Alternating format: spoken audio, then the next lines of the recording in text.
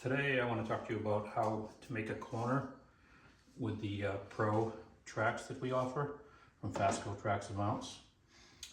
Basically, there's a couple ways to do a corner. You can, if you heat it up to 270 degrees, you can bend a corner. If you're going out around a round edge, or some people do it around a window that comes out, and it comes out in a circular motion, a circular pattern. And then also there's areas that are bump outs in the house that come out circular. You can do it that way. But today we're going to go over doing a miter. This is a glued miter. Basically, a miter is you're taking a section out of the piece, and it's making a miter and having the wires fit nice and tight in the back. So this is a typical length of the Pro. And what we've done is we've made an extended length specifically for corners, because whenever you cut a miter out of the piece, it's taking a little section of the piece away, which makes the cord being a little bit longer, and then that's more cord you have to deal with. You can use two regular sections. If you cut one miter from one side, the other miter from the other side, you can have that length, make that length up. Or this is made exactly, so if you put a 90-degree bend in this, it's going to make for the exact length. So as you're doing a straight edge, a straight way, you're going to come to a point where you need to bend. So what you do is you put the track in its place, and then you just simply mark the point you want it to bend at. And then I usually put a little indication here and here to kind of give you an idea which way you want to bend, because you want to go that way. So you're going to want to take a piece off of here and a piece off of that end. So what I've done is, you could use, if you have a miter saw, it'll do that in no time. But I picked this up at Lowe's just to show you how easy it is. The stuff cuts fairly easily. So you want to do a 45, there's slots in here. I'm going to do it on the 45, and I'm going to do it right to that line there.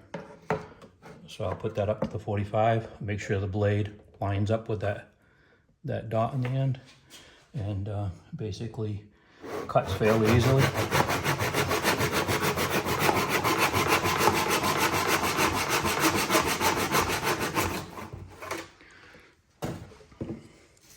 Okay, that's going to be the piece you cut to the corner. So now to get the length right, you don't want to take any more length off, so you want to cut the other direction exactly at that point there. So you put that again, you put the saw in, you line it up in the other direction now. You line it up exactly at that point, so you're not taking any more length off of that piece, and you basically just cut.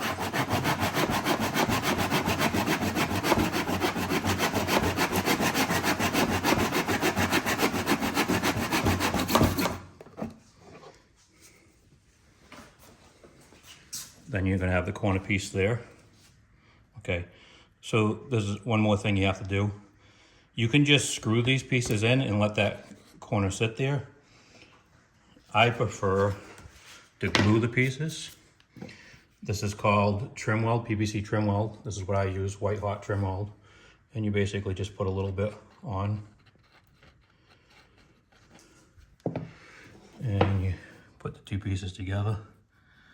This ensures that through the hot weather, the cold weather, this tends to expand and contract a little bit, and it ensures that seam stays nice and tight.